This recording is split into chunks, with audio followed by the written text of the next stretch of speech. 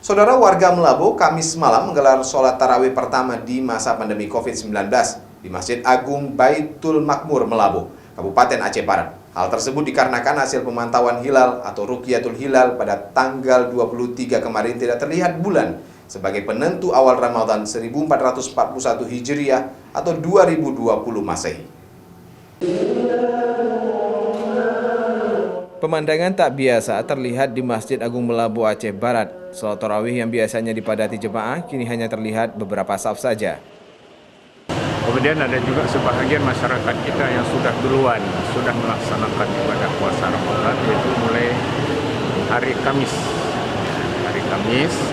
tanggal 23 April tahun 2020. Namun pelaksanaan ibadah puasa ini dapat dilaksanakan dengan sebaik-baiknya, tidak menimbulkan hal-hal yang tidak diinginkan. Imam Rawatib Masjid Agung Melabu Tengku Cut Usman mengatakan sebagian masyarakat di Aceh Barat belum berpuasa karena hilal tidak terlihat pada Kamis kemarin.